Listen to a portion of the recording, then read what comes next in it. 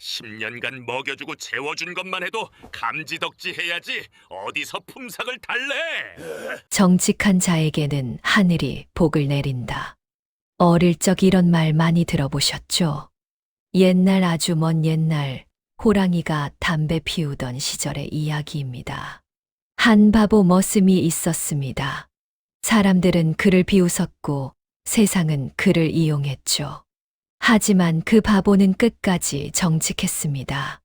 그리고 세상은 깨달았습니다. 바보가 아니라 세상이 틀렸다는 것을요. 자, 그럼 그 이야기를 시작해 볼까요? 구독과 좋아요 중에 한 개는 하셔야죠. 어느 큰 고을에 박대감이라는 사람이 살았습니다. 논이 100마지기, 집이 3채. 마을에서 제일 가는 부자였죠. 그 집에 돌쇠라는 머슴이 있었습니다. 나이는 30, 얼굴은 순박했고 덩치는 건장했습니다. 하지만 사람들은 그를 바보라고 불렀어요. 왜 바보였냐고요? 거짓말을 못했거든요. 일을 시키면 다른 머슴들은 적당히 했습니다. 주인이 안 볼 때 쉬기도 하고 대충 넘어가기도 했죠. 하지만 돌쇠는 달랐어요. 시킨 일을 끝까지 했습니다. 약속했으니까요. 주인이 뭘 물어보면 다른 머슴들은 비위를 맞췄습니다. 잘못한 것도 아니라고 둘러댔죠. 하지만 돌쇠는 사실대로만 말했어요. 못했으면 못했다고, 잘못했으면 잘못했다고요. 그래서 늘 손해를 봤습니다. 하지만 돌쇠는 10년을 그렇게 살았습니다. 사람들은 손가락질했죠. 저 바보 같은 놈, 언제 처리되려나 하고요. 어느 봄날이었습니다. 고향에서 소식이 날아왔어요. 어머니가 쓰러지셨다는 소식이었죠. 돌쇠는 곧장 박대감을 찾아갔습니다. 어머니가 편찮으시니 고향에 다녀와야겠다고 말했어요. 박대감은 코웃음을 쳤습니다. 바쁜데 무슨 소리냐고요. 돌쇠는 고개를 숙였습니다. 그럼 이제 그만두겠다고 했죠. 박대감의 얼굴이 일그러졌어요. 10년 먹여주고 재워줬더니 이제 나가겠다는 거냐며 소리를 질렀습니다. 품삯은 기대하지도 말라고요. 돌쇠가 고개를 들었습니다. 하지만 어르신, 약속하셨잖아요. 딱 이 한마디였어요. 박대감이 비웃었습니다. 약속, 증서라도 있냐고, 계약서라도 썼냐고 물었죠. 10년간 먹여주고 재워준 것만 해도 감지덕지 해야 한다고 했습니다. 돌쇠는 입술을 깨물었어요. 하지만 물러서지 않았습니다. 어머니, 약값이 필요했거든요. 박대감은 짜증이 났습니다. 이 바보가 끝까지 품삯을 달라고 하니 골치가 아팠던 거죠. 마침 옆에 있던 하인이 귓속말을 했어요. 북쪽에 있는 쓸모없는 자투리 땅을 주라고요. 어차피 메말은 우물밖에 없는 땅이니 그걸로 입 막으라고 했습니다. 박대감의 얼굴에 음흉한 미소가 번졌습니다. 좋은 생각이었거든요. 쓸모없는 땅으로 10년 품삯을 때우다니 이보다 좋을 수가 없었죠. 박대감이 말했습니다. 품삯을 주겠다고요. 북쪽에 있는 우물 딸린 땅을 주겠다고 했어요. 주변 하인들이 웅성거렸습니다. 저 메마른 우물이냐고, 물도 안 나오는 땅이라고, 돌투성이라 농사도 안 된다고 수군거렸죠. 박대감이 손을 들어 조용히 시켰습니다. 그러곤 돌쇠를 바라보며 말했어요. 그 땅이 10년고요. 돌쇠는 잠시 생각했습니다. 땅은 땅이었어요. 물이 나오건 안 나오건 어머니와 함께 살 곳은 필요했거든요. 고개를 숙여 감사하다고 말했습니다. 그 순간이었습니다. 하인들이 터져 나왔어요. 웃음이요. 저 바보가 진짜 받는다고, 마른 우물 받고 좋아한다고, 100년 전부터 물 안 나온다는데 저게 기뻐한다고, 배를 잡고 웃었습니다. 박 대감도 웃었어요. 바보는 역시 바보로구나. 좋아, 가져가. 그게 내 값어치야. 그 말에 하인들의 웃음이 더 커졌습니다. 돌쇠는 아무 말도 하지 않았습니다.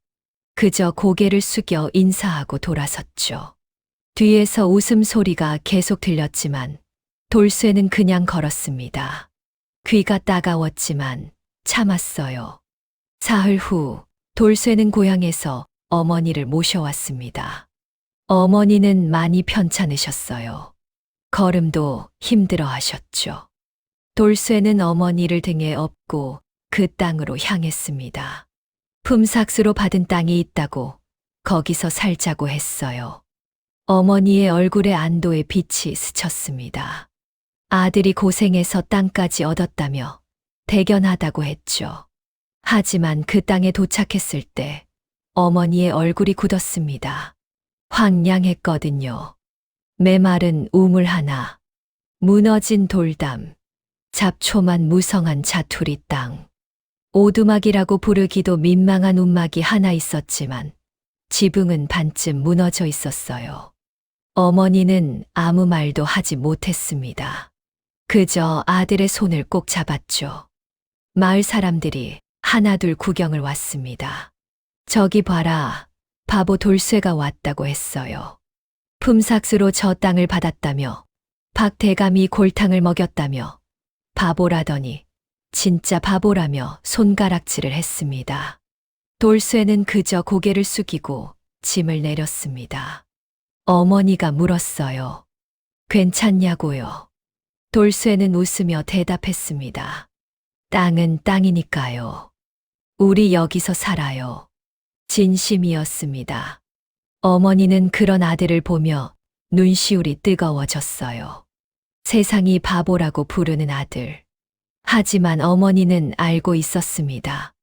이 아들이 누구보다 착하다는 것을요. 그날 밤 둘은 허름한 움막에서 첫 밤을 보냈습니다. 지붕 틈으로 별이 보였어요. 바람이 불 때마다 움막이 흔들렸죠. 돌쇠가 말했습니다. 내일 지붕부터 고치겠다고요. 그리고 밭도 읽어보겠다고. 돌이 많지만 치우면 된다고 했어요. 물은 마을까지 기르러 가야 할 것 같다고도 했습니다. 저 우물은 마른 것 같으니까요. 어머니는 대답 대신 아들의 손을 꼭 잡았습니다. 그리고 말했어요. 우리 잘 될 거라고요. 돌쇠는 고개를 끄덕이며 우물을 바라봤습니다. 메마르고 쓸모없다는 그 우물을요. 달빛이 우물 안을 비췄습니다. 깊고 어두웠어요. 바닥이 보이지 않았죠. 돌쇠는 몰랐습니다. 그 우물이 자신의 인생을 완전히 바꿔놓을 거라는 것을요. 그 바닥에 무엇이 숨어 있는지도요. 하지만 그건 나중 이야기입니다.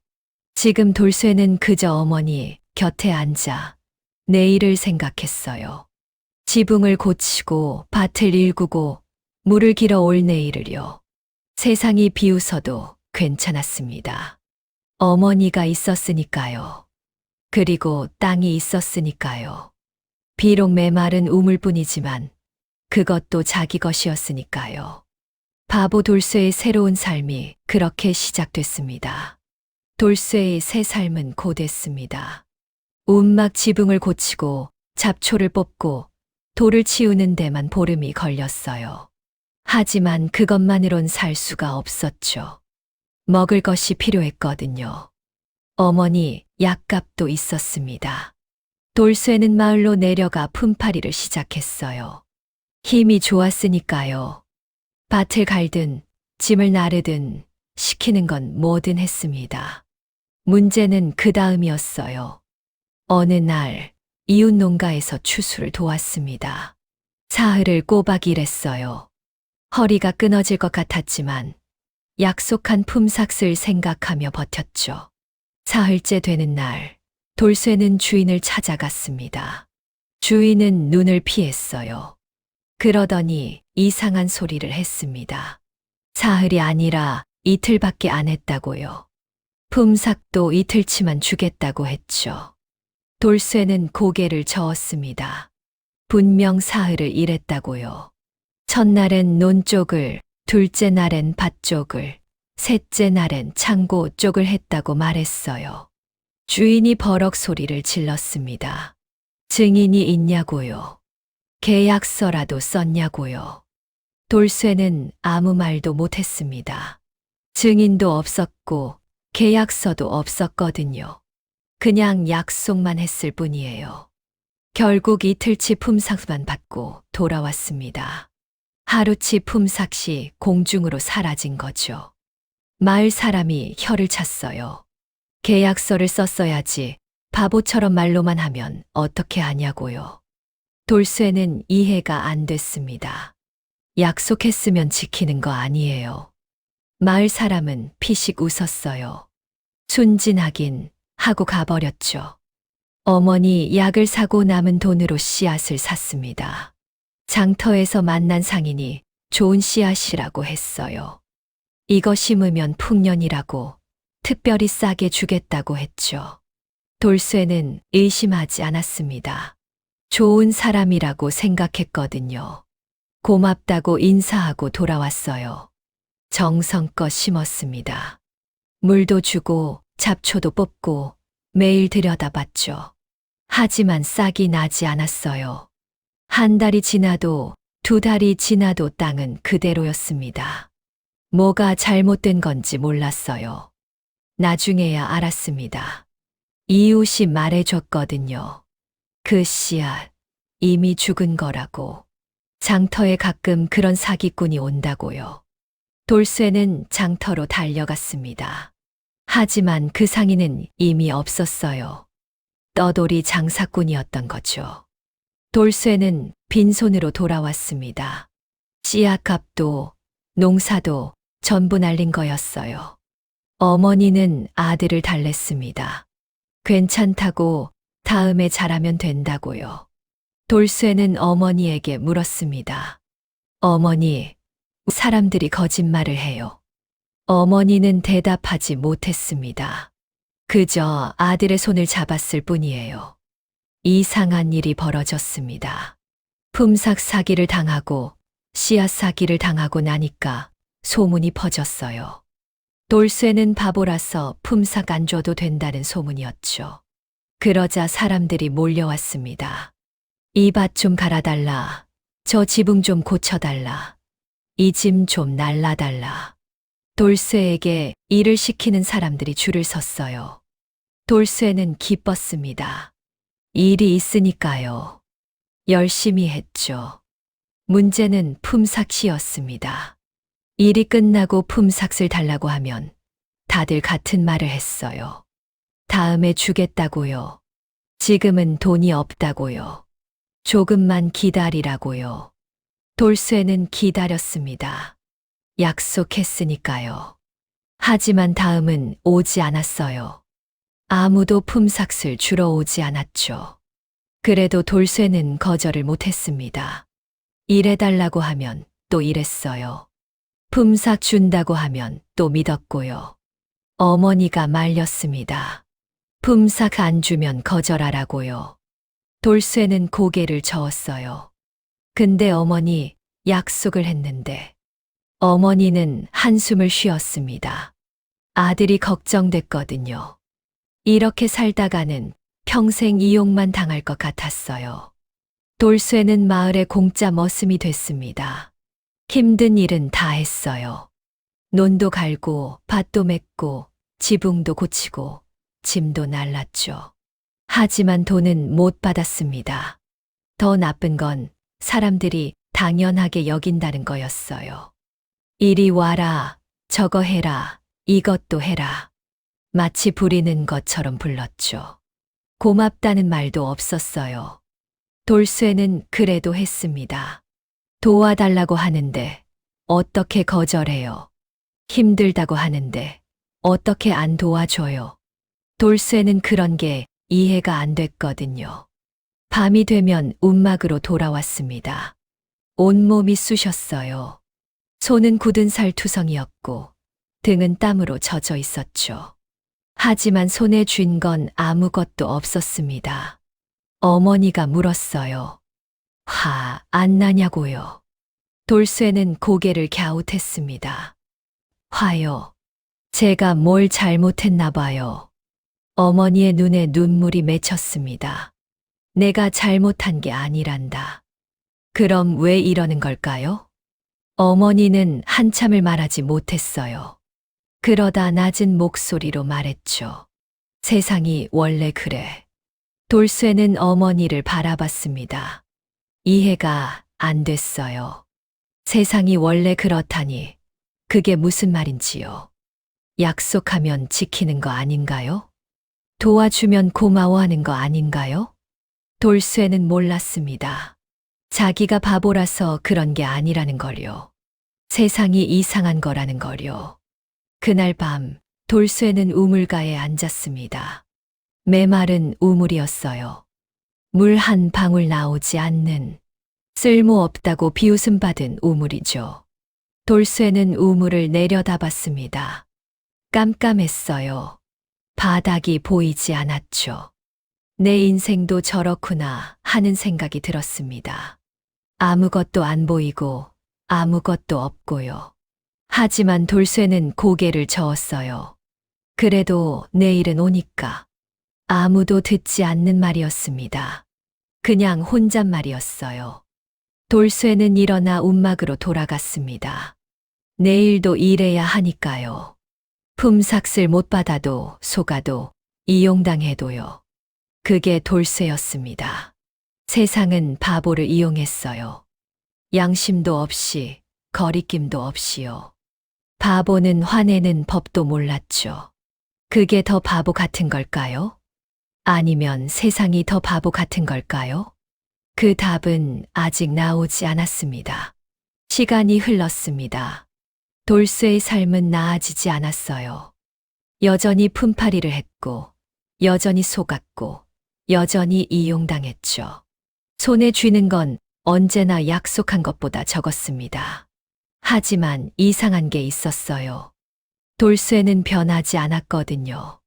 속아도 사람을 의심하지 않았습니다. 당해도 화를 내지 않았어요. 누가 봐도 바보 같았죠.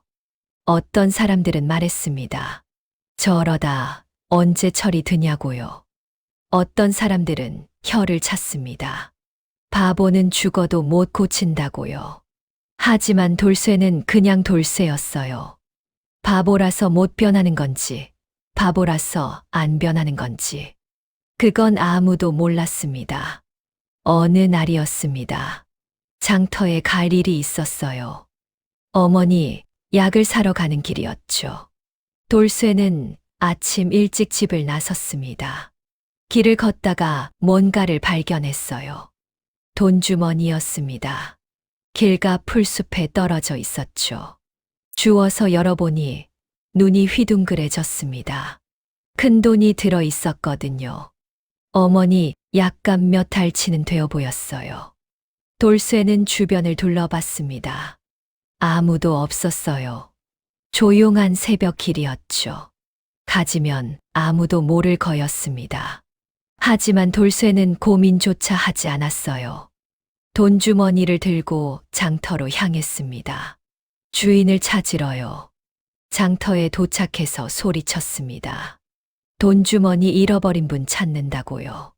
사람들이 쳐다봤어요. 수군거리기 시작했죠. 저 바보가 뭘 주웠다는데 하고요. 한참을 돌아다녔습니다. 목이 쉴 때쯤 한 양반이 다가왔어요. 수염이 길고 옷이 좋았습니다. 부자처럼 보였죠. 양반이 돈주머니를 확인했어요. 맞다고 했습니다. 자기 거라고요. 돌쇠의 얼굴이 환해졌습니다. 다행이라며 돈주머니를 건넸죠. 양반은 받아들고 돌아섰습니다. 그게 전부였어요. 고맙다는 말도 없었습니다. 돌아보지도 않았어요. 당연하다는 듯이 가버렸죠. 주변 사람들이 웅성거렸습니다. 저거 큰 돈인데 그냥 줬대. 바보네 진짜. 그냥 가지지. 누가 알았겠어. 저러니까 평생 가난하지. 돌쇠는 그 말들을 들었습니다. 하지만 고개를 저었어요. 남의 건 남의 거잖아요. 아무도 대답하지 않았습니다. 그저 한심하다는 눈으로 쳐다볼 뿐이었죠. 돌쇠는 빈손으로 장터를 떠났습니다. 어머니, 약은 다음에 사기로 했어요. 돈이 없었으니까요. 며칠 뒤였습니다. 마을 어귀에서 한 노인을 만났어요. 허리가 굽은 노인이었죠. 짐을 옮겨야 하는데 힘이 없다고 했습니다. 내일 아침에 와서 도와달라고 부탁했어요. 품삯을 주겠다고 했죠. 돌쇠는 고개를 끄덕였습니다. 약속했으니까요. 그날 밤 비가 내리기 시작했습니다. 처음엔 보슬비였어요. 하지만 점점 거세졌죠. 밤새 천둥이 치고 번개가 번쩍였습니다. 아침이 돼도 비는 그치지 않았어요. 폭우였습니다. 어머니가 말렸어요. 이 비에 어딜 가려고 하냐고요. 돌쇠는 도롱이를 걸쳤습니다. 약속했어요. 그 말만 하고 문을 나섰죠. 빗줄기가 사정없이 내리쳤습니다. 길은 진흙탕이 됐어요. 발이 빠지고 미끄러지고 넘어지고. 그래도 돌쇠는 걸었습니다. 1시간을 걸어 노인 집에 도착했어요. 노인은 깜짝 놀랐습니다. 이 비에 정말 왔냐고요. 믿을 수 없다는 얼굴이었죠. 돌쇠는 웃었어요. 약속했으니까 왔다고요. 노인의 얼굴이 어두워졌습니다. 미안하다고 했어요. 비가 이렇게 와서 일이 취소됐다고요. 짐을 옮길 수가 없다고 했습니다. 품삯을 줄 수 없다고요. 돌쇠는 고개를 끄덕였습니다. 괜찮아요. 약속 지키려고 온 거니까요. 그 말을 남기고 돌아섰죠. 다시 1시간을 걸어 집으로 돌아왔습니다. 온몸이 흠뻑 젖어 있었어요. 손발이 얼음장 같았죠. 그날 밤 열이 났습니다. 사흘을 앓았어요. 어머니가 밤새 곁을 지켰죠. 돌쇠는 혼수 상태에서 중얼거렸습니다. 약속했으니까 가야 해요. 하고요. 어머니는 아들의 이마를 짚으며 눈물을 삼켰습니다. 왜 이 아이는 이렇게 태어났을까? 왜 이렇게 착하게 태어났을까? 이 험한 세상에서요. 열이 내리고 돌쇠는 다시 일상으로 돌아왔습니다. 품팔이를 하고 속고 이용당하고 똑같은 나날이었죠. 어느 날 이웃이 물었습니다. 박대감 얘기였어요. 그 사람이 돌쇠에게 그렇게 했으면서 한 번도 욕하는 걸 못 봤다고요. 화 안 나냐고 물었습니다. 돌쇠는 고개를 갸웃했어요. 욕이요. 왜요? 이웃이 어이없다는 얼굴을 했습니다. 10년이라고 말은 우물 받았으면서 왜 아무렇지 않냐고요. 너 바보냐고 물었죠. 돌쇠는 잠시 생각했습니다. 그리고 대답했어요. 그래도 10년 밥은 먹여줬으니까요. 이웃은 말문이 막혔습니다. 뭐라 해야 할지 몰랐어요. 그냥 고개를 저으며 가버렸죠. 돌쇠는 이해가 안 됐습니다. 왜 다들 욕을 하라고 하는지요? 욕을 하면 뭐가 달라지나요? 화를 내면 품삯이 돌아오나요? 그냥 앞으로 나아가는 게 낫지 않나요? 돌쇠는 그렇게 생각했습니다. 박 대감이 나쁜 사람인 건 알아요. 하지만 미워해봤자 자기만 힘들 것 같았거든요. 그래서 미워하지 않았습니다.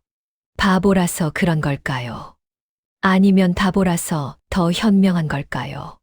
그건 아무도 몰랐습니다. 그날 밤이었어요. 저녁을 먹고 어머니와 움막 앞에 앉아 있었습니다. 별이 쏟아지는 밤이었죠. 어머니가 말했습니다. 아들아, 네, 어머니, 너는 그렇게 사는 거요. 돌쇠는 어머니를 바라봤어요. 그렇게요? 응, 지금처럼 거짓말 안 하고 약속 지키고 사람 미워하지 않고. 근데 어머니, 이렇게 살면 잘 되는 거예요. 어머니는 웃었습니다. 주름진 얼굴에 미소가 번졌죠. 하늘이 알지. 하늘이요? 응, 하늘은 다 보고 있어.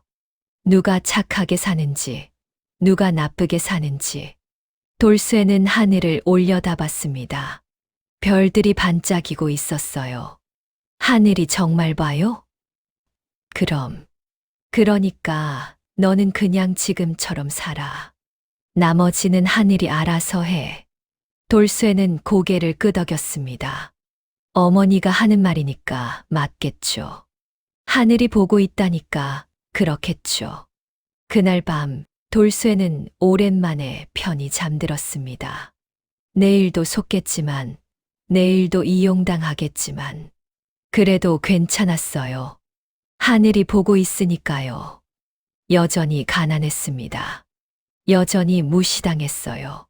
하지만 돌쇠는 변하지 않았습니다.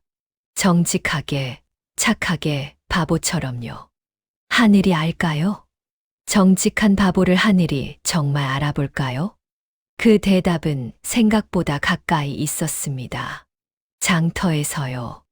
한 여인의 눈에 돌쇠가 들어왔거든요. 그 여인은 알아봤습니다. 다른 사람들이 못 본 것을요. 어느 날 돌쇠는 생각했습니다. 품팔이로는 한계가 있었어요. 아무리 이래도 품삯을 때이니까요.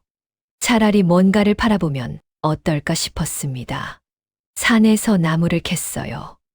약초도 조금 뜯었죠. 바구니에 담아서 장터로 향했습니다. 장터는 사람들로 북적였어요. 상인들이 큰 소리로 호객을 했죠. 좌판마다 물건이 쌓여 있었습니다. 돌쇠는 자리를 찾았어요. 하지만 쉽지 않았습니다. 좋은 자리는 이미 단골 상인들이 차지하고 있었거든요. 끼어들려고 하니까 눈을 부라렸습니다. 바보가 장사는 무슨 장사냐며 쫓아냈죠. 결국 구석에 쪼그려 앉았습니다. 사람들이 지나다녔어요. 하지만 아무도 거들떠보지 않았습니다. 돌쇠의 좌판은 너무 구석이었거든요. 해가 중천을 넘어갔습니다. 드디어 손님 하나가 다가왔어요. 나무를 보더니 물었습니다. 얼마냐고요? 돌쇠는 2냥이라고 대답했어요. 새벽부터 산을 헤매서 캔 거라고요. 손님이 고개를 저었습니다. 1냥에 달라고 했죠. 돌쇠는 난감했어요. 그러면 하루 번 게 없어진다고 솔직하게 말했습니다. 왕복품도 안 나온다고요. 손님은 귀찮다는 듯 돌아섰어요. 에이, 됐다. 하버렸죠. 옆에서 지켜보던 상인이 혀를 찼습니다. 바보야, 장사를 그렇게 하면 어떡하냐고요. 일단 비싸게 부르고 깎아줘야 손님이 기분 좋아한다고 가르쳐줬어요. 돌쇠는 고개를 갸웃했습니다. 그건 거짓말 아니에요? 상인이 어이없다는 얼굴을 했어요. 장사가 다 그렇다고, 그러니까 넌 바보라는 거라고 했죠. 돌쇠는 고개를 저었습니다. 자기는 거짓말을 못한다고요. 그냥 있는 그대로 말하는 거라고요. 상인은 손사래를 쳤어요. 그러다 굶어 죽는다며 가버렸습니다. 돌쇠는 다시 혼자가 됐어요. 해가 기울었습니다. 저녁놀이 하늘을 물들였죠. 나물은 하나도 안 팔렸어요. 아침엔 싱싱했는데 이제 좀 시들기 시작했습니다. 이러다 다 버리게 생겼죠. 돌쇠는 한숨을 쉬었어요. 장사도 안 되는구나 싶었습니다. 역시 자기 같은 바보는 뭘 해도 안 되나 봐요. 그때였습니다. 발소리가 가까워졌어요. 고개를 드니 한 여인이 서 있었습니다. 남루한 옷차림이었어요. 치마가 해졌고 저고리에 기운 자국이 있었죠. 얼굴은 지쳐 보였습니다. 하지만 눈빛은 맑았어요. 여인이 나무를 가리켰습니다. 아직 있냐고 물었죠. 돌쇠는 얼른 대답했어요. 있다고요. 여인이 물었습니다. 두 냥이라고 했죠. 아까 들었다고요. 돌쇠는 고개를 끄덕이려다 멈췄어요. 나무를 내려다봤습니다. 아침보다 확실히 시들었거든요. 솔직하게 말했습니다. 아침보다 상태가 안 좋아졌어요. 한 냥 반만 주세요. 여인의 눈이 커졌어요. 한참을 돌쇠를 쳐다봤습니다. 이상한 걸 본다는 눈이었죠. 당황한 것 같기도 하고 놀란 것 같기도 했어요. 그러더니 물었습니다. 당신 진짜 바보예요? 하고요. 돌쇠는 고개를 끄덕였어요. 그렇게들 말하더라고요. 했죠. 여인은 웃었습니다. 피식 하고요. 그런데 그 웃음이 비웃음은 아니었어요. 뭔가 따뜻한 웃음이었습니다. 아니, 그게 아니라 하고 여인이 말했어요. 말끝을 흐렸죠. 여인은 한 냥 반을 내밀었습니다. 나무를 받아들었어요. 그리고 옆에 앉았습니다. 돌쇠는 어리둥절했어요. 물건 샀으면 타는 게 보통인데 왜 앉는 거지 싶었죠. 여인이 먼저 말했습니다. 자기 이름은 분이라고요. 과부라고 했어요. 남편이 빚을 지고 떠났는데 빚쟁이들이 집을 빼앗았다고요. 쫓겨나서 이 마을 저 마을 떠돌고 있다고 했습니다. 묻지도 않은 이야기였어요. 왜 자기한테 이런 얘기를 할까? 돌쇠는 의아했습니다. 하지만 그냥 들었어요. 끄덕끄덕 하면서요. 분이가 말을 마쳤습니다. 그리고 돌쇠를 봤어요. 힘드셨겠네요. 라고 돌쇠가 말했습니다. 분이의 눈이 흔들렸어요. 왜 동정하냐고 물었습니다. 자기도 당신을 속일 수 있는 사람일 수 있는데요. 하고요. 돌쇠는 고개를 저었어요. 그럴 것 같지 않아서요. 왜냐고 분이가 물었습니다. 돌쇠는 잠시 생각했어요. 그리고 대답했죠. 눈이 착해 보여서요. 분이는 말을 잃었습니다. 한참을 가만히 있었어요. 그러다 웃었습니다. 처음 보는 웃음이었죠. 소리 내서 웃었어요. 오랜만에 웃어봤다고 했습니다. 진짜 오랜만이라고요. 그리고 물었어요. 자기는 갈 데가 없다고. 오늘 밤 잘 곳도 없다고요. 혹시 하고 말끝을 흐렸죠. 돌쇠는 바로 대답했어요. 우리 집 좁은데요. 어머니한테 여쭤볼게요. 하고요. 분이가 놀랐습니다.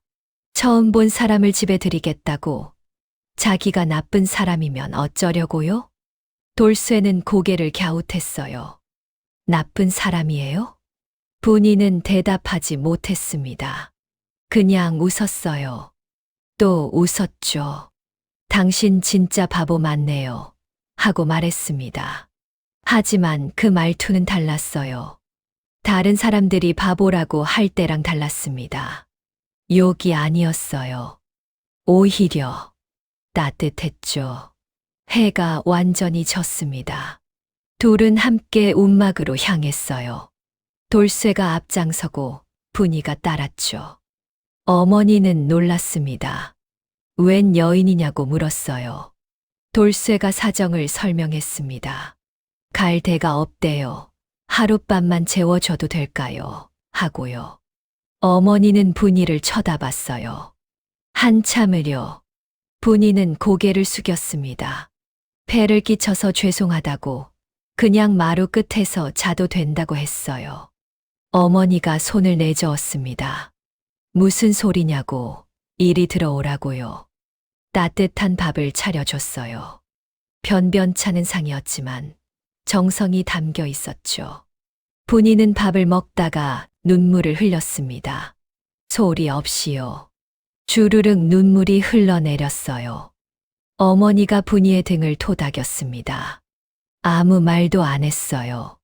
그냥 토닥여줬죠. 분이는 더 크게 울었습니다. 얼마나 외로웠을까요? 얼마나 힘들었을까요?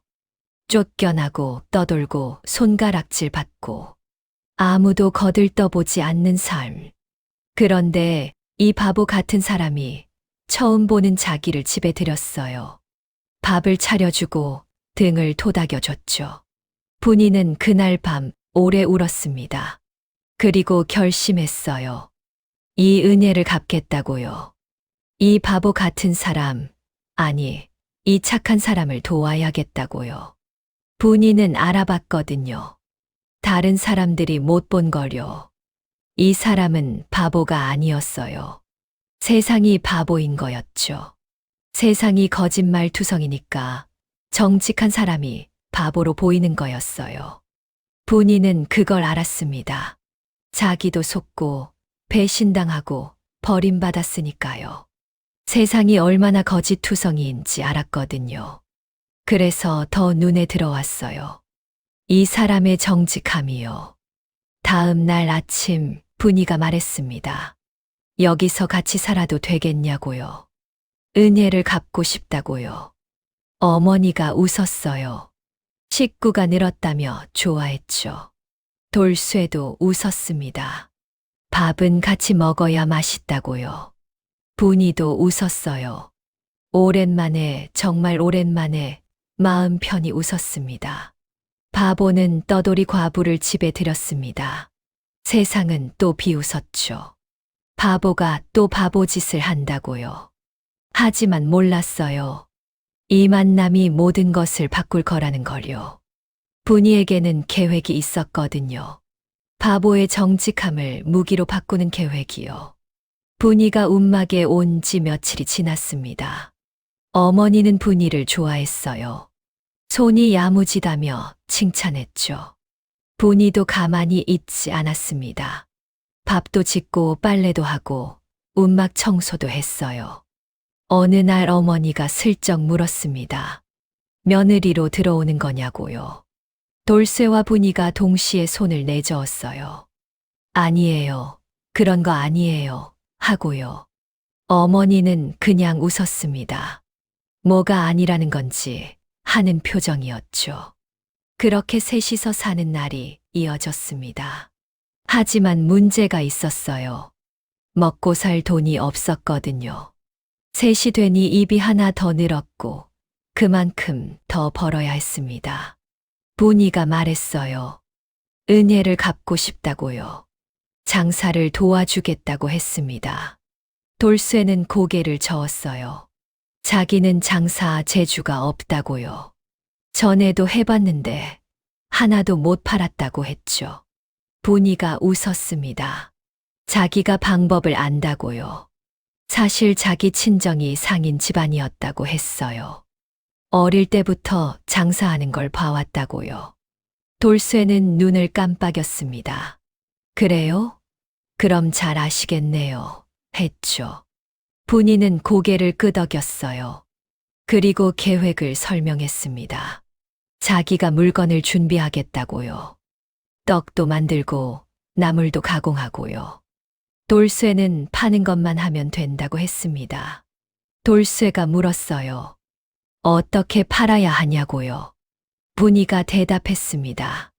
그냥 지금처럼 하면 된다고요. 솔직하게요. 돌쇠는 이해가 안 됐어요.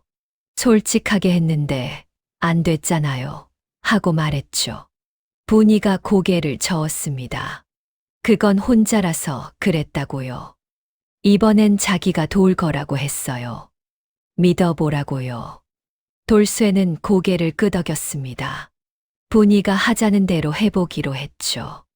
다음 날부터 준비가 시작됐습니다. 분이는 부지런했어요. 새벽부터 일어나 떡을 만들었습니다.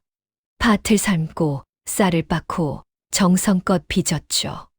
어머니도 거들었어요. 오래된 솜씨였지만 아직 손은 기억하고 있었습니다. 나물도 다듬었어요. 그냥 파는 게 아니라 깨끗이 씻고 손질하고 보기 좋게 묶었죠. 같은 나물이어도 달라 보였습니다. 사흘 후 첫 장터에 나갔어요. 분이가 좌판을 꾸렸습니다. 돌쇠는 옆에 섰죠. 지난번처럼 구석이 아니었어요. 분이가 아침 일찍 가서 자리를 잡아뒀거든요. 사람들이 지나다녔습니다. 한 안악이 떡을 보더니 물었어요. 맛있냐고요? 돌쇠는 솔직하게 대답했습니다. 자기는 맛있는데요. 어떤 분은 좀 달다고 했어요. 하고요. 안악이 멈칫했습니다. 뭔가 이상했거든요. 보통 상인들은 세상에서 제일 맛있다고 하잖아요. 근데 이 사람은 달다는 사람도 있다고 했어요. 솔직하네 하고 안악이 말했습니다. 돌쇠가 대답했어요. 맛은 사람마다 다르니까요. 하고요. 안악은 피식 웃었습니다. 그리고 떡을 하나 집었어요. 맛을 봤죠. 맛있었어요. 달긴 한데 맛있었습니다. 안악은 2개를 더 샀어요. 솔직한 사람한테 사는 게 마음 편하다며 갔습니다. 돌쇠는 눈을 깜빡였어요. 팔렸다고요? 진짜요? 분이가 웃었습니다. 그렇다고요. 이제 시작이라고요. 그날 떡이 절반 넘게 팔렸습니다. 지난번엔 하나도 못 팔았는데요. 돌쇠는 신기했어요. 똑같이 솔직하게 말했는데 왜 이번엔 된 걸까요? 분이가 설명해 줬습니다. 물건이 좋으니까요. 하고요. 지난번엔 물건 준비가 부족했다고요. 이번엔 정성을 들였잖아요. 솔직함의 품질이 더해지면 사람들이 믿는다고 했습니다. 돌쇠는 고개를 끄덕였어요. 어렴풋이 이해가 됐습니다. 그 다음 장터에도 나갔어요. 이번엔 더 팔렸습니다. 지난번에 샀던 안악이 다시 왔거든요. 이웃한테도 소개했다며 데리고 왔죠. 그 이웃도 샀어요. 그리고 또 다른 이웃한테 말했죠. 입소문이 퍼지기 시작했습니다. 장터 구석에 바보 떡 장수 있다는 소문이었어요. 솔직한 놈이라고요. 거짓말을 못 한다고요. 걔한테 사면 절대 안 속는다고요. 바보라는 말이 붙었지만 이번엔 느낌이 달랐어요. 비웃음이 아니었습니다. 오히려 신기해하는 느낌이었죠. 세상에 저런 사람이 있다니 하는 느낌이요. 손님이 조금씩 늘었습니다. 크게 버는 건 아니었어요. 여전히 소박한 장사였죠. 하지만 달라진 게 있었습니다. 단골이 생겼거든요. 할머니 한 분이 매번 왔어요. 돌쇠를 총각이라고 불렀죠. 어느 날 할머니가 물었습니다. 오늘 떡은 어떠냐고요?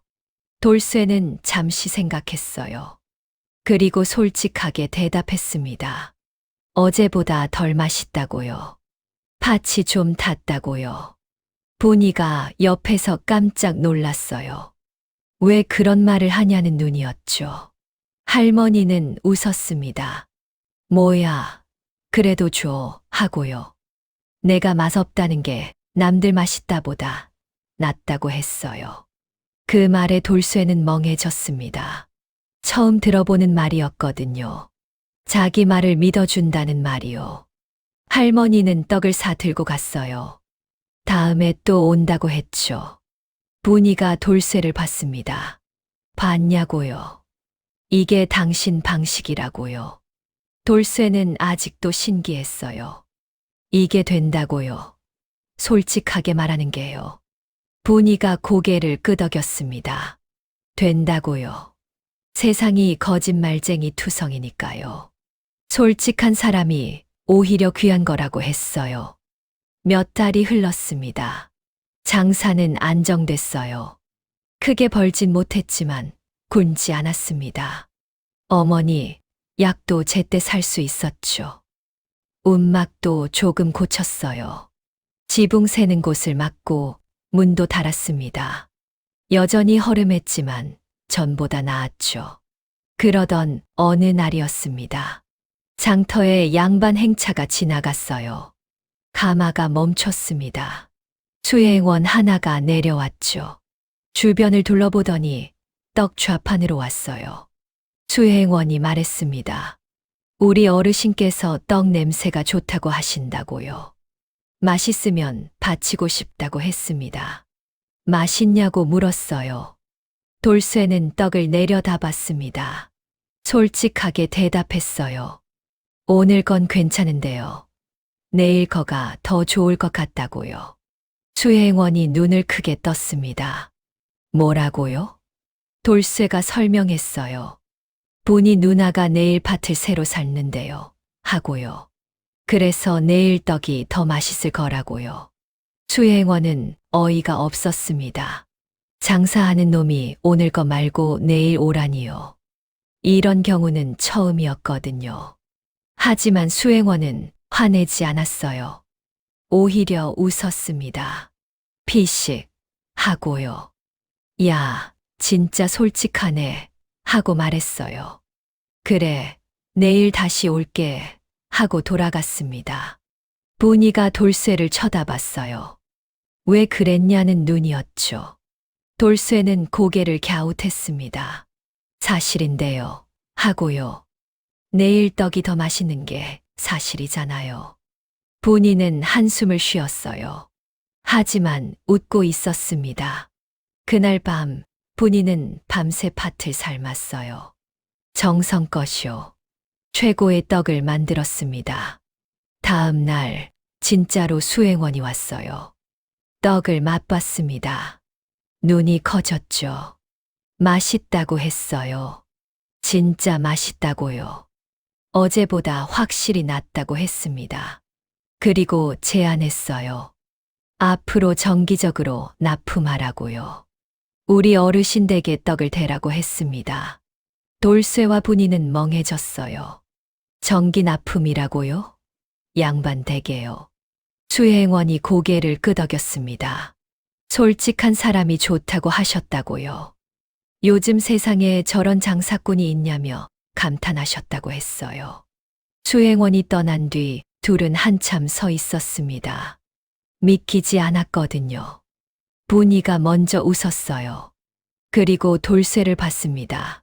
봤죠? 당신 방식이 통하는 거예요. 돌쇠는 아직도 얼떨떨했어요. 근데 이게 왜 되는 거예요? 하고 물었습니다. 분이가 대답했어요.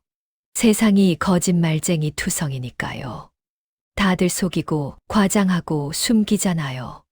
그러니까 솔직한 사람이 눈에 띄는 거예요. 돌쇠는 잠시 생각했습니다. 그럼 제가 이상한 거 아니라요? 분이가 고개를 저었어요. 아니요. 세상이 이상한 거예요.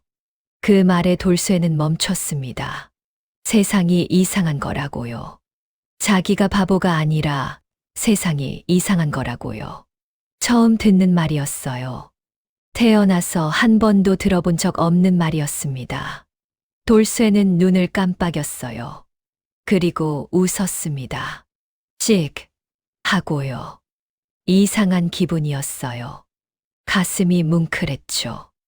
눈가가 뜨거워졌습니다. 분이가 돌쇠를 봤어요. 왜 울어요? 하고 물었습니다. 돌쇠는 고개를 저었어요. 안 울어요. 하고요. 근데 눈에서 뭐가 나오네요. 했습니다. 분이는 피식 웃었어요. 그리고 말했습니다. 울어도 돼요. 당신은 그럴 자격이 있어요. 돌쇠는 처음으로 자기를 바보라고 느끼지 않았습니다. 30년 만이었어요.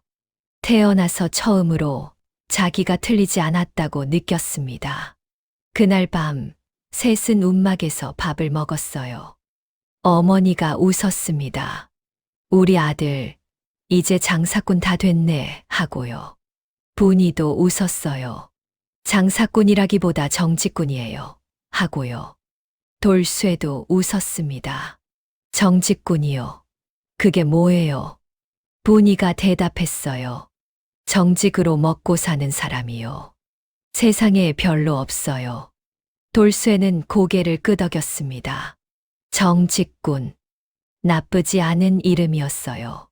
바보보다 훨씬 좋았습니다. 바보의 장사가 작은 성공을 거뒀습니다. 입소문이 퍼지고 단골이 생기고 납품처까지 생겼죠. 하지만 이건 시작에 불과했어요. 운명은 더 큰 선물을 준비하고 있었거든요. 그 메마른 우물 말이에요. 아직 비밀을 숨기고 있었습니다. 땅속 깊이요. 생활이 안정되자 돌쇠는 생각했습니다. 물이 문제였거든요. 매일 마을까지 물을 기르러 갔어요. 왕복 2시간이었습니다. 아침에 한 번, 저녁에 한 번. 하루에 4시간을 물 기르러 다니는 거였죠. 장사도 해야 하고 밭도 봐야 하는데요. 시간이 너무 아까웠습니다. 집 앞에 우물이 있잖아요. 물만 나온다면 얼마나 좋을까요? 어느 날 저녁 돌쇠가 분이에게 말했습니다. 저 우물 다시 파보면 안 될까요? 하고요. 분이는 고개를 갸웃했어요. 다들 100년 전부터 물 안 나왔다고 했잖아요. 하고 말했죠. 돌쇠는 고개를 끄덕였습니다. 그래도 한번 파보고 싶다고요. 더 깊이 파면 나올 수도 있지 않겠냐고 했어요. 분이는 잠시 생각했습니다.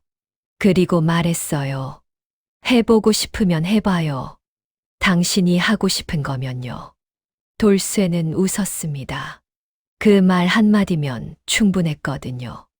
다음 날부터 우물을 파기 시작했습니다. 장사가 없는 날에 팠어요. 아침 일찍 일어나서 해가 지기 전까지요. 삽을 들고 우물 바닥으로 내려갔습니다.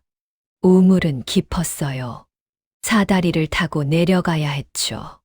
바닥은 메말라 있었습니다. 흙이 딱딱하게 굳어 있었어요. 파기 시작했습니다. 한 삽, 두 삽. 딱딱한 흙이 조금씩 파였어요. 손에 물집이 잡혔습니다. 터지고 또 잡히고 손바닥이 굳은 살투성이가 됐죠. 마을 사람들이 구경을 왔어요. 바보가 마른 우물 판다며 웃었습니다. 거기 100년 전부터 물 없었다고 포기하라고 했죠. 저러다 허리 끊어진다며 혀를 찼어요. 돌쇠는 대답하지 않았습니다. 그냥 팠어요. 묵묵히요. 한 달이 지났습니다. 우물 바닥이 조금 더 깊어졌어요. 하지만 물은 나오지 않았습니다. 여전히 메마른 흙뿐이었죠. 2달이 지났습니다. 사람들이 더 심하게 놀렸어요. 진짜 바보라며 포기할 줄도 모른다며요. 저 정도면 대단하다고 비꼬는 말투로 말했습니다. 돌쇠는 신경 쓰지 않았어요. 그냥 팠습니다. 어머니가 걱정했어요. 그만하라고, 힘들지 않냐고요. 돌쇠는 웃었습니다. 괜찮다고요. 아직 안 끝났다고요. 분이도 물었어요. 정말 괜찮냐고요.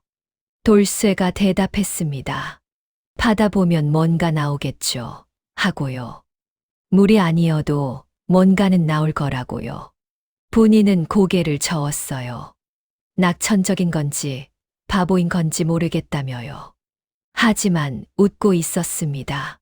석 달째 되는 날이었어요. 여느 때처럼 우물 바닥에서 삽질을 하고 있었습니다. 삽 끝에 뭔가 걸렸어요. 돌인가 싶었습니다. 이 우물은 돌이 많았거든요. 돌쇠는 삽으로 그 주변을 팠어요. 이상했습니다. 돌이 아니었거든요. 네모난 모양이었어요. 금속 같았습니다. 녹슬었지만 단단했죠. 돌쇠는 손으로 흙을 치웠습니다. 상자였어요. 금속 상자가 묻혀 있었습니다. 꽤 컸어요. 양팔로 감싸야 할 정도였죠. 돌쇠는 조심스럽게 상자를 꺼냈습니다. 무거웠어요. 녹이 슬었지만 잠금 장치는 멀쩡했습니다. 우물 밖으로 가지고 올라왔어요. 분이와 어머니가 달려왔습니다. 그게 뭐냐고 물었죠. 돌쇠는 고개를 저었어요. 모르겠다고요. 우물 바닥에 묻혀 있었다고요. 셋이서 상자를 열었습니다. 뚜껑이 열렸어요. 안에는 천으로 싼 뭔가가 있었습니다. 돌쇠가 천을 풀었죠. 노란 덩어리가 나왔어요. 반짝거렸습니다. 햇빛에 눈이 부실 정도였죠. 돌쇠는 고개를 갸웃했어요. 이거 뭐예요? 노란 돌이에요? 하고 물었습니다. 분이의 얼굴이 굳었어요. 한참을 말하지 못했습니다. 그러다 입을 열었죠. 금이에요. 하고요. 돌쇠가 눈을 깜빡였어요. 금이요. 금이 뭐예요? 분이는 한숨을 쉬었습니다. 그리고 천천히 설명했어요. 세상에서 제일 비싼 거라고요. 이거 하나면 집을 살 수 있다고요. 돌쇠는 다시 상자를 봤어요. 금덩이가 10개였습니다. 집을 10채 살 수 있다는 소리였죠. 돌쇠는 멍해졌어요. 상자 안에 다른 것도 있었습니다. 낡은 비단 주머니와 손때 묻은 문서였죠. 분이가 문서를 폈어요. 글을 읽었습니다. 내용은 이랬어요. 옛날 어떤 양반이 억울하게 역적으로 몰렸다고요. 모든 걸 빼앗기기 전에 이 재산을 땅에 묻는다고 했습니다. 훗날 누군가 이것을 찾거든 부디 선하게 쓰라고 적혀 있었죠. 50년 전 이야기였습니다. 분이가 말했어요. 이 양반이 이 우물에 금을 숨긴 거라고요. 그리고 끌려가서 돌아오지 못한 거라고요. 돌쇠는 한참 서 있었습니다. 그러다 말했어요. 그럼 이거 주인 있는 거 아니에요? 찾아줘야 하는 거 아니에요? 분이는 말을 잃었습니다. 울컥했거든요. 세상에 금덩이 10개를 앞에 두고 주인을 찾아줘야 하냐고 묻는 사람이 어디 있어요. 보통 사람이라면 숨겼을 거예요. 아무에게도 말 안 하고 혼자 가졌겠죠. 하지만 돌쇠는 달랐습니다. 당신은 진짜 하고 분이가 말했어요. 말끝을 흐렸죠. 뭐라고 해야 할지 몰랐거든요. 어머니가 아들 손을 잡았습니다. 그래, 우리 아들 그렇지 하고요. 눈가가 젖어 있었어요. 분이는 마음을 다잡았습니다. 그리고 말했어요. 이건 관아에 신고해야 한다고요. 돌쇠가 고개를 끄덕였어요. 신고하면 어떻게 되냐고 물었죠. 분이가 설명했습니다. 관아에서 조사를 한다고요. 주인이 있으면 주인에게 돌려주고요. 주인이 없으면 나라에서 정한 대로 처리한다고요. 돌쇠가 물었어요. 그럼 우리한텐 아무것도 안 남는 거예요? 분이가 대답했습니다. 아마 일부는 받을 거라고요. 발견자 몫이 있으니까요. 근데 전부는 아닐 거라고 했어요. 돌쇠는 잠시 생각했습니다. 그러다 고개를 끄덕였어요. 신고해요. 하고요. 왜냐고 분이가 물었습니다. 돌쇠가 대답했어요. 숨기는 건 나쁜 거잖아요. 그리고 여기 적혀 있잖아요. 선하게 쓰라고요. 숨기는 건 선한 게 아닌 것 같아요. 분이는 눈물이 날 뻔했습니다. 참았어요. 대신 웃었죠. 당신 말이 맞아요. 하고요. 정직하게 가요. 다음 날 셋은 관아로 갔습니다. 금 상자를 들고요. 관아 마당에 들어서자 관리들이 쳐다봤어요. 웬 허름한 사람들이 큰 상자를 들고 왔나 싶었겠죠. 돌쇠가 말했습니다. 우물 파다가 금이 나왔어요. 신고하러 왔습니다. 관리들이 멈췄어요. 뭐라고요? 금이요? 상자를 열었습니다. 금덩어리가 햇빛에 반짝였죠. 관아가 발칵 뒤집혔어요. 고울 수령까지 나왔습니다. 이게 어디서 났냐고, 어떻게 발견했냐고 물었죠. 돌쇠는 처음부터 끝까지 솔직하게 말했어요. 품삯으로 땅을 받았다고요. 거기 마른 우물이 있었다고요. 물 나오나 싶어서 팠는데 상자가 나왔다고요. 수령이 물었습니다. 왜 신고했냐고요. 숨길 수도 있었을 텐데요. 돌쇠는 고개를 갸웃했어요. 숨기는 건 나쁜 거 아니에요? 하고요. 수령은 말을 잃었습니다. 한참을 돌쇠를 쳐다봤어요. 그리고 피식 웃었습니다. 희한한 놈이네 하고요. 요즘 세상에 이런 놈이 다 있나 했죠. 조사가 시작됐습니다. 문서를 확인하고 기록을 뒤졌어요. 시간이 꽤 걸렸죠. 며칠 뒤 결과가 나왔습니다. 문서에 적힌 양반은 50년 전 억울하게 역적으로 몰린 사람이었어요. 그런데 나중에 누명이 벗겨졌다고요. 사후에 복권됐다고 했습니다. 하지만 후손이 없었어요. 가족이 다 흩어지고 대가 끊겼다고요. 법에 따라 처리하기로 했습니다. 주인 없는 재산은 나라에 귀속되지만 발견자에게 사마를 준다고요. 금 10개 중 3개가 돌쇠 몫이 됐습니다. 3개라고요? 그래도 어마어마한 돈이었어요. 평생 벌어도 못 모을 돈이었죠. 돌쇠는 멍했습니다. 문희가 돌쇠 손을 잡았어요. 됐어요. 우리 한 거예요. 어머니는 울었습니다. 하늘이 알았네 하고요. 우리 아들 착한 거 하늘이 알았어 하면서요. 소문은 순식간에 퍼졌습니다. 마을이 발칵 뒤집혔어요. 그 바보가 금을 찾았다고요? 마른 우물에서요? 품삯으로 받은 그 쓸모없는 땅에서요? 사람들은 믿을 수 없다는 표정이었어요. 어떤 사람은 배가 아팠습니다. 그 땅 내가 살 걸 하면서요. 어떤 사람은 억울해했어요. 왜 하필 바보한테 그런 복이 하면서요. 하지만 돌쇠는 신경 쓰지 않았습니다. 기뻤거든요. 그냥 기뻤어요. 그리고 더 먼 곳에서도 소식이 들렸습니다. 박대감 댁이었어요. 하인이 헐레벌떡 뛰어와서 말했죠. 돌쇠가 금을 찾았다고요. 그 말은 우물에서요. 박대감의 얼굴이 일그러졌습니다. 뭐라고? 그게 내가 준 땅에서. 그 쓸모없다고 비웃었던 땅에서. 박대감은 탁자를 내리쳤어요. 문이 치밀어 올랐거든요. 그 땅을 그냥 줄 게 아니었어. 하고 이를 갈았습니다. 그 바보 자식한테 그냥 줄 게 아니었다고요. 하지만 이미 늦었죠. 땅은 돌쇠 거였고 금도 정당하게 돌쇠 거였습니다. 박대감은 속이 터질 것 같았어요. 하지만 아직 포기하지 않았습니다. 기회를 노렸어요. 언젠가 되찾겠다고요. 어떻게든 빼앗겠다고요. 그 생각을 하며 이를 갈았습니다. 하지만 그건 나중 이야기예요. 지금 돌쇠는 행복했습니다.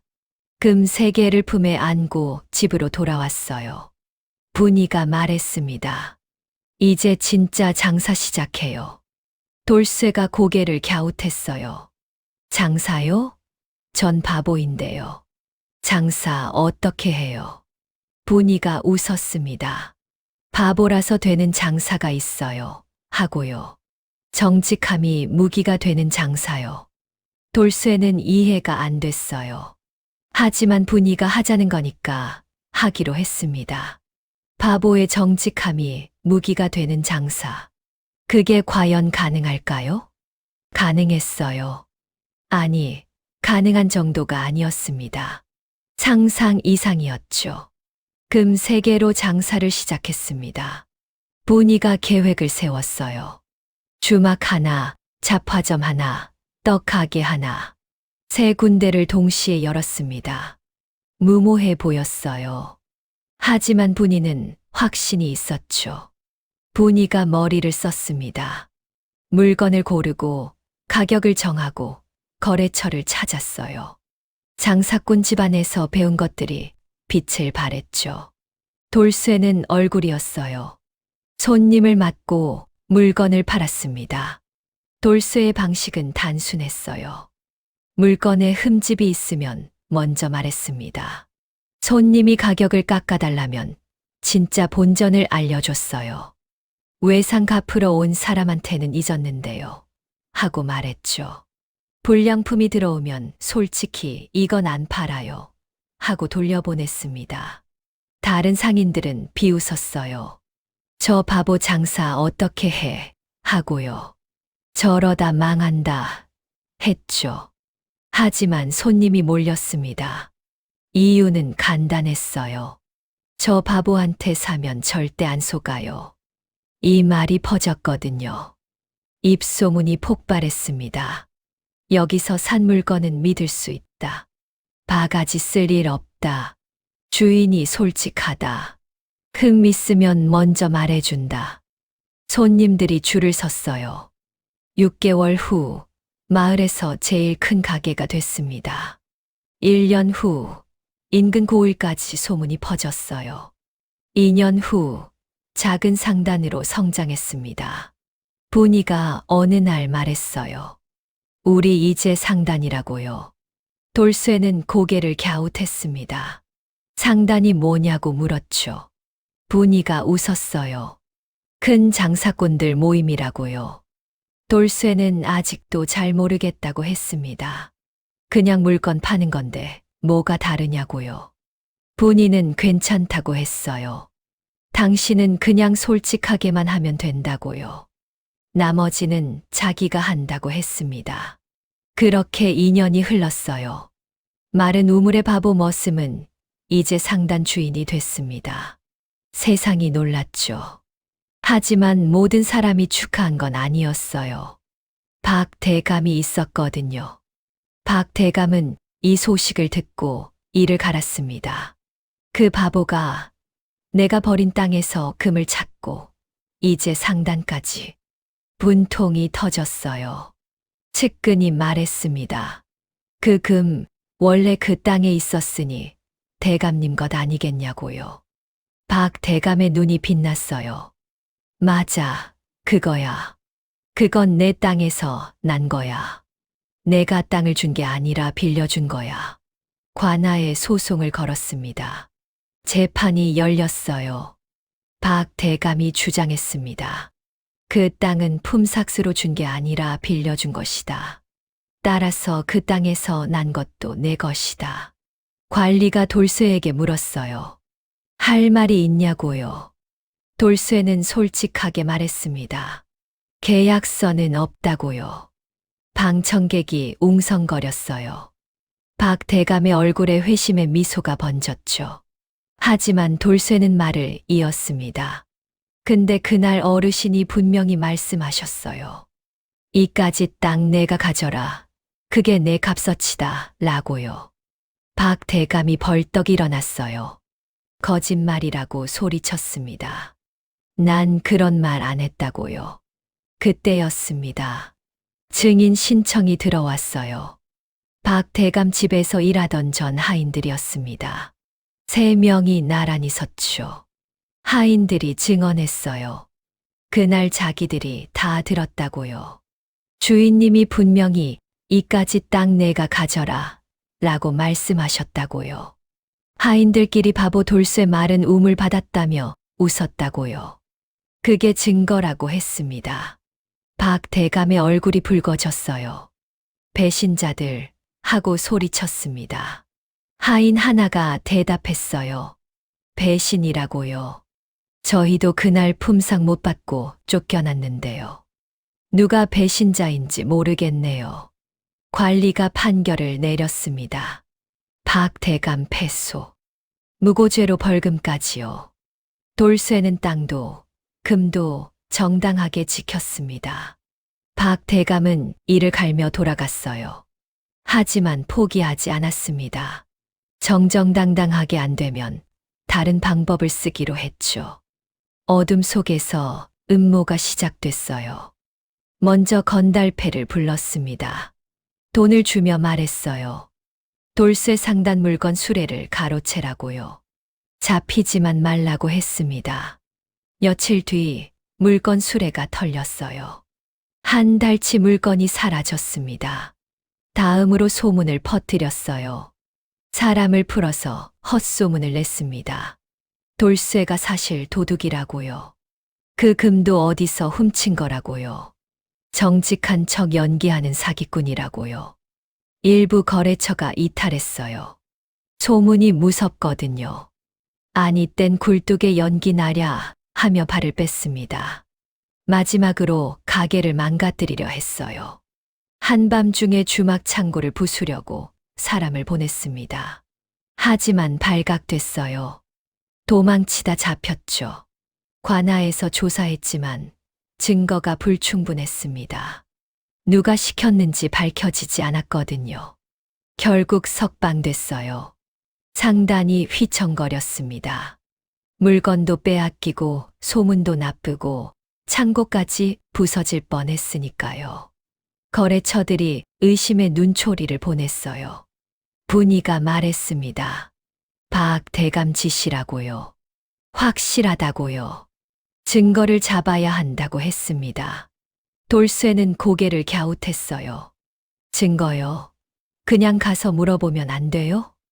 분이가 멈췄습니다. 뭐라고요? 돌쇠가 말했어요.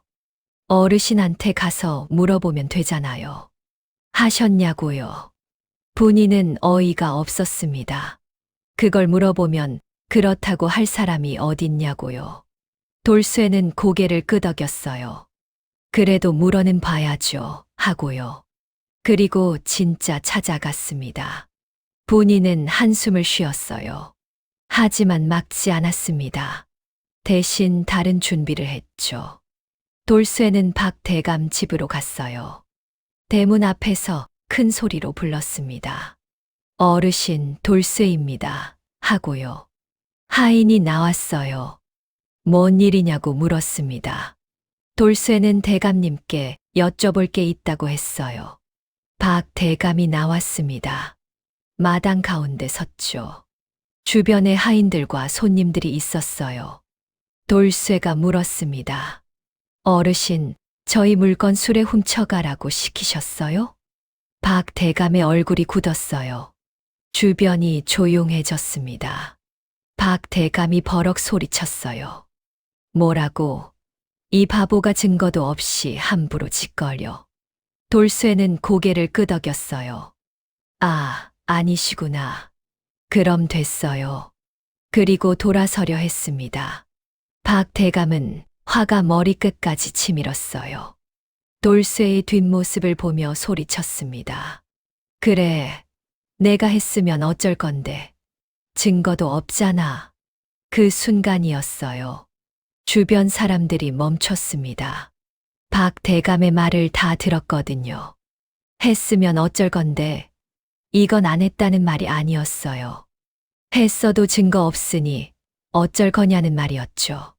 박 대감은 자기 실수를 깨달았어요. 하지만 이미 늦었습니다. 그 자리에 분위가 심어둔 사람들이 있었거든요. 장터상인 3명, 마을 이장, 그리고 우연히 지나가던 양반 한 분까지. 모두 박 대감의 말을 들었습니다. 다시 재판이 열렸어요. 이번엔 달랐습니다. 증거가 쌓였어요. 물건 수레를 턴 건달패가 잡혔습니다. 추궁하니까 박 대감이 시켰다고 불었어요. 돈도 받았다고요. 헛소문을 퍼뜨린 사람도 찾았어요. 역시 박 대감이 돈을 줬다고 했습니다. 창고 파손범도 다시 신문했어요. 이번엔 불었습니다. 박 대감 측근이 시켰다고요. 결정적으로 박 대감이 직접 한 말이 있었어요. 내가 했으면 어쩔 건데. 5명이 똑같이 증언했습니다. 관리가 판결을 내렸어요. 물건 탈취 사주, 허위 소문 유포, 재물 손괴 시도. 3가지 죄목이었습니다. 피해, 배상금, 그리고 귀양 1년. 박 대감이 끌려갔어요. 포졸들이 양쪽에서 잡았습니다. 박 대감은 발버둥 쳤어요. 끌려가면서 돌쇠를 봤습니다. 얼굴이 일그러져 있었죠. 이 바보 자식. 내가 뭔데? 내가 너한테 이렇게 되다니. 돌쇠는 가만히 서 있었어요. 그리고 대답했습니다. 저요. 그냥 우물 받은 사람인데요. 박 대감은 더 소리쳤어요. 하지만 끌려가면서 목소리가 멀어졌습니다. 마당이 조용해졌어요. 구경하던 사람들이 수군거렸습니다. 저게 그 바보 돌쇠래. 바보가 아니라 대단한 사람이네. 저 사람한테 사면 안 속는다며. 정직한 게 저렇게 무서운 거구나. 문희가 돌쇠 옆으로 왔어요. 끝났어요. 하고 말했습니다. 돌쇠는 고개를 끄덕였어요. 끝났네요. 했죠. 기분이 이상했습니다. 시원하지 않았어요. 그냥 허전했죠. 문희가 물었어요. 왜 그래요? 이긴 거잖아요. 돌쇠는 잠시 생각했습니다. 그러다 말했어요. 어르신이 불쌍해서요. 문희가 멈췄어요. 뭐라고요? 그 사람이 당신한테 뭘 했는데요? 돌쇠는 고개를 저었어요. 알아요. 나쁜 짓 많이 했어요. 근데 저렇게 끌려가니까 불쌍해 보여요. 문희는 말을 잃었습니다. 한참 돌쇠를 바라봤어요. 그러다 한숨을 쉬었죠. 당신은 진짜 바보예요. 하지만 욕이 아니었어요. 목소리가 따뜻했거든요. 돌쇠는 웃었습니다. 그렇게들 말하더라고요. 했죠. 둘은 집으로 돌아왔습니다. 어머니가 기다리고 있었어요. 어떻게 됐냐고 물었죠. 다 끝났어요. 하고 문희가 대답했습니다. 어머니는 고개를 끄덕였어요. 그리고 아들을 봤습니다. 수고했다, 아들아. 하고요. 돌쇠는 웃었어요. 아니에요. 문희 누나가 다 한 거예요. 문희가 손을 내저었습니다. 당신이 한 거예요. 당신이 솔직하게 물어봤잖아요. 그날 밤 셋은 오랜만에 편히 잠들었습니다. 아기는 벌 받았어요. 바보는 이겼습니다. 상단은 더 커졌어요. 소문이 퍼졌거든요. 저 상단은 진짜 정직하다고요. 거짓으로 공격해도 끄떡없다고요. 돌쇠 상단은 믿을 수 있다. 이 말이 여러 고을에 퍼졌습니다. 3년이 지났어요. 상단은 5개 고을에서 제일 컸습니다. 돌쇠는 여전히 솔직했어요. 여전히 바보 같았죠. 하지만 이제 아무도 비웃지 않았습니다. 평화로웠어요. 하지만 이야기는 아직 끝나지 않았습니다. 박 대감이 귀양간 사이 아들이 상단을 맡았어요. 아버지를 닮은 아들이었죠. 못된 것까지 닮았습니다. 1년 뒤 박 대감은 돌아왔어요. 하지만 돌아온 곳은 이미 예전의 그곳이 아니었습니다. 1년이 흘렀습니다. 돌쇠와 문희의 상단은 5개 고을에서 제일 커졌어요. 문희와 돌쇠는 부부의 연을 맺었습니다. 어머니가 제일 좋아했죠. 드디어 며느리가 생겼다며 눈물을 흘렸어요. 움막은 이제 없었어요. 반듯한 기와집을 지었거든요. 어머니를 가장 따뜻한 방에 모셨습니다. 메마른 우물은 여전히 그 자리에 있었어요. 모든 것의 시작이었으니까요. 그러던 어느 날이었습니다. 하인이 보고했어요. 떠돌이 하나가 왔다고요. 굶주린 것 같은데 쫓아낼까요? 하고 물었습니다. 돌쇠는 고개를 저었어요. 일단 드리라고요. 떠돌이가 들어왔습니다. 누더기 같은 옷이었어요. 얼굴은 수척했고 걸음도 비틀거렸죠. 문희가 보다가 멈췄습니다. 저 사람 어디서 본 것 같은데요. 그때 떠돌이가 고개를 들었어요.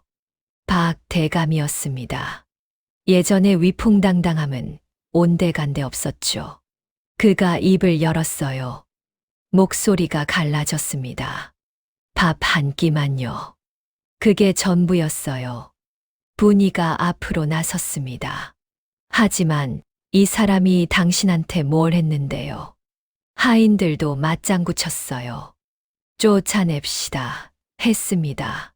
돌쇠는 가만히 박 대감을 바라봤어요. 그리고 물었습니다. 어르신, 무슨 일이 있으셨어요? 분이가 대신 설명했어요. 박 대감이 귀양간 사이 아들이 상단을 망쳤다고요. 아버지를 닮아 못된 짓만 했거든요. 거래처가 떠나고 빚이 쌓였습니다. 아들은 남은 돈 챙겨서 도망쳤어요. 돌아온 박 대감 앞에 남은 건 빚뿐이었습니다. 집도 뺏기고 결국 떠돌이가 됐죠. 돌쇠는 다 듣고 나서 고개를 끄덕였어요. 그러셨구나요. 했습니다. 그리고 말했어요. 밥 차려주세요. 분이가 멈췄습니다. 뭐라고요? 돌쇠가 대답했어요. 옛날에요. 저도 밥 한 끼 없어서 굶었던 적이 있어요. 그때 밥 한 끼 주는 사람이 없었거든요. 잠시 멈췄다가 이었습니다. 어르신은 나쁜 짓 많이 하셨어요. 근데 지금은 그냥 배고픈 사람이잖아요. 분이는 한숨을 쉬었어요. 그리고 돌아섰습니다. 밥 차려올게요. 했죠. 잠시 후 나왔습니다. 밥 한 공기, 국 한 그릇, 나물 몇 가지. 변변찮지만 정성껏 차린 거였어요. 박 대감이 밥을 먹다가 울었습니다. 평생 남 앞에서 눈물 보인 적 없는 사람이었어요. 그런 사람이 밥 먹으며 울었습니다. 다 먹고 나서 박 대감이 일어섰어요. 가야죠. 했습니다. 돌쇠가 돈주머니를 내밀었어요. 이거 가지고 가세요. 노잣돈이에요. 어디든 가서 다시 시작하세요. 박 대감의 손이 떨렸습니다. 왜? 하고 말했어요. 말끝을 잊지 못했죠. 돌쇠는 웃었습니다. 그냥요. 그래야 할 것 같아서요. 박 대감이 마지막으로 말했어요. 미안하다. 평생 처음 하는 말이었습니다. 돌쇠는 고개를 끄덕였어요. 괜찮아요. 했죠. 진심이었습니다. 박 대감이 돌아섰어요. 비틀거리면서 걸어갔습니다. 하지만 왔을 때보다는 등이 조금 펴져 있었어요. 대문을 나서서 사라졌습니다. 분이가 돌쇠 옆으로 왔어요. 당신 화 안 나요? 돌쇠가 대답했습니다. 그때는 슬펐어요. 근데 지금은 제가 괜찮으니까요. 잠시 멈췄다가 말했어요. 그 사람 미워하면요. 제가 무거울 것 같아요. 여기가요. 가슴을 가리켰습니다. 분이는 눈물이 났어요. 당신 진짜 바보예요. 하지만 욕이 아니었어요. 세상에서 제일 따뜻한 말이었습니다. 돌쇠는 웃었습니다. 세월이 흘렀습니다. 상단은 더 커졌고 돌쇠는 여전히 솔직했어요. 어느 날 저녁 돌쇠는 우물가에 앉았습니다. 품삯으로 받았던 그 우물이었어요. 그때는 다들 비웃었죠. 바보 같은 짓이라고요. 돌쇠는 하늘을 올려다봤습니다. 별이 쏟아지고 있었어요. 그리고 웃었습니다. 바보처럼 살아도 괜찮더라고요. 바람이 불었습니다. 우물가의 풀잎이 흔들렸어요. 바보 돌쇠의 이야기는 그렇게 끝이 났습니다. 여러분, 정직하다고 손해본 적 있으신가요? 착하게 살면 뭐하냐고 비웃음 당한 적 있으신가요? 괜찮습니다. 하늘은 보고 있거든요. 바보처럼 살아도 괜찮습니다. 그게 이 이야기가 여러분께 드리는 마지막 인사입니다. 방금 들으신 사연은 구전야담을 바탕으로 집필된 오리지널 콘텐츠였어요. 영상 속 모든 내용은 제가 직접 기획하고 제작한 창작물임을 밝힙니다. 재미있게 보셨다면 구독과 좋아요로 응원해 주시면 좋겠습니다. 시청해 주셔서 감사합니다. 아래 구독 버튼을 눌러주세요.